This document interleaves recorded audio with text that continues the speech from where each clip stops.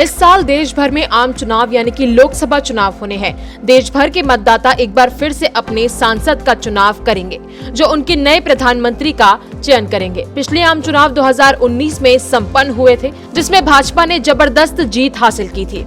इस चुनाव में भारतीय जनता पार्टी ने 303 सीटों पर जीत हासिल की थी और अपने पूर्ण बहुमत को बनाए रखा था। भाजपा ने 37.36% वोट हासिल किए थे, जबकि एनडीए का संयुक्त वोट शेयर 60.37 करोड़ वोटों का 45% था। बात मुख्य विपक्षी दल कांग्रेस की करें तो उन्होंने महज 52 सीट पर जीत दर्ज की थी। वहीं कई राज्यों जैसे दिल्ली, हिमाचल, आंध्र प्रदेश, राजस्थान, मुंबई के साथ साथ कई राज्यों में कांग्रेस अपना खाता भी नहीं खोल पाई थी।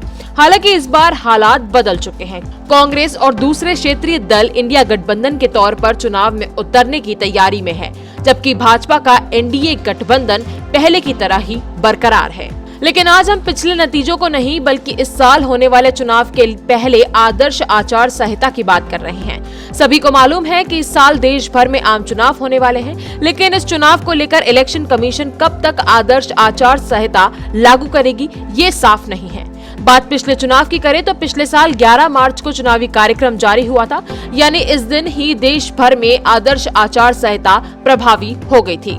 2019 में 7 अलग अलग चरणों में चुनाव संपन्न हुआ था।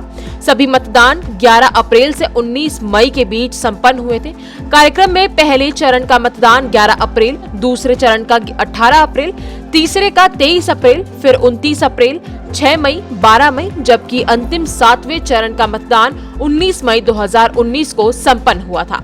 23 मई 2019 को मतगणना के साथ परिणाम जारी हुए थे। इस तरह देखा जाए तो संभावना जताई जा रही है कि इस बार भी मार्च के पहले पखवाड़े में ही चुनाव आयोग आम चुनाव के कार्यक्रमों की घोषणा कर सकती है। संभावना ये भी है कि पिछली बार की तरह ही इस बार भी चुनाव विभिन्न चरणों में कराए जाएंगे।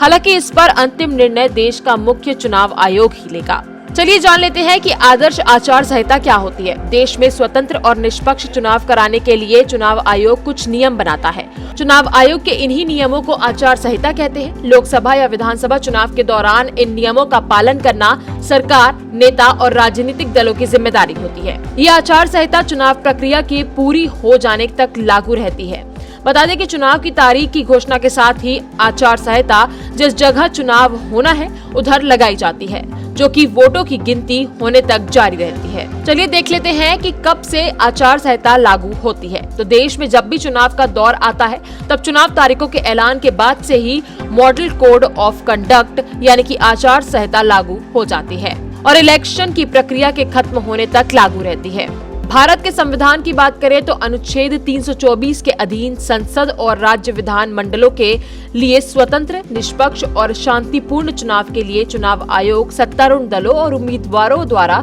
इसका अनुपालन सुनिश्चित करता है। ये भी सुनिश्चित किया जाता है कि चुनाव के दौरान सरकारी तंत्र का दुरुपयोग न हो। तो कुल मिलाकर देखा जाए तो 2024 के लोकसभा चुनाव में मार्च के पहले पखवाड़े में ही चुनाव आयोग आम चुनाव के कार्यक्रमों की घोषणा कर सकता है। इस वीडियो में बस इतना ही। तमाम खबरों के लिए बने रहिए खबर विभाग के साथ।